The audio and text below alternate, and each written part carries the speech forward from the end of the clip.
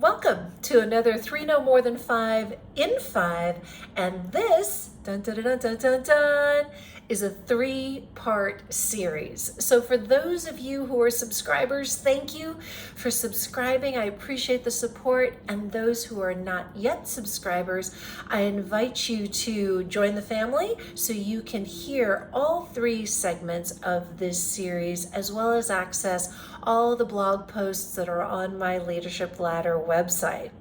So for this component of my 3-part series, we're talking about SOS, emergency, dire straits, we need help. We've all been in those places where there's a big challenge ahead and there is a pressing need to address that challenge, and we need help. So part 1, I'm going to call Sending Out an SOS. Part 2 is all about how we addressed, planned for, and managed through what we needed to do. So that is executing on the SOS. And part 3 is a discussion on the team that needed to come together to make sure everything happened. So that's Team SOS. Sending out an SOS, executing on the SOS, and the team that made it all happen. So SOS meaning what exactly, Mylene? I don't think I'm following you.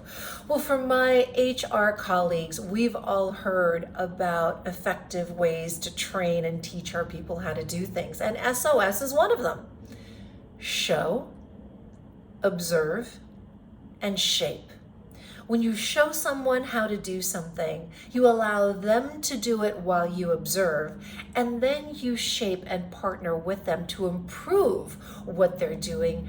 That's a really effective way to teach folks how to evolve and grow in their space. So this story is about Laura, who was one of my teammates and who was tasked with working with a pretty sensitive segment of our IT organization at Boeing.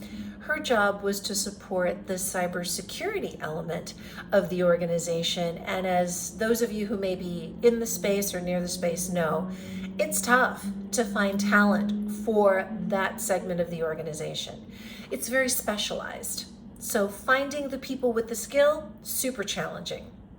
It's even more daunting when in our space, we needed to find folks with some sort of clearance, either secret or top secret, to be able to execute on the work of our clients.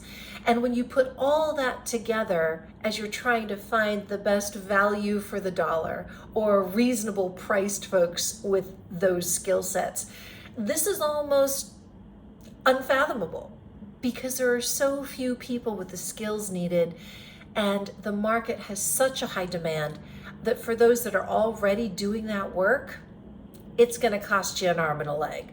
So for Laura to partner with her team, we needed to find a way to find the talent.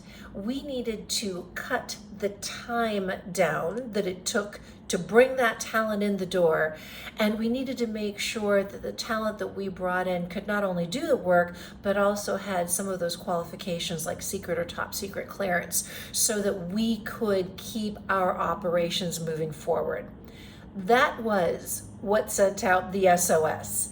And the process ahead was all about Laura and I partnering to come up with a plan, which you'll hear about in the next episode, executing on the SOS, and then of course an analysis of what the team needed to do in part 3 of this series.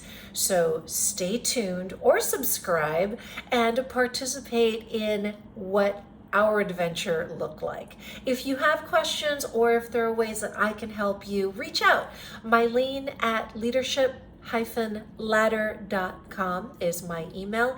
And again, I invite you to subscribe or send a note to me directly. I'd love to be able to help you in your circumstances. Anything I can do to help elevate your talent, bring you to whatever success might look like, is what this is all about for me. So thanks for tuning in to 3 No More Than 5 in 5. We'll be back, and I hope to see you then. Cheers!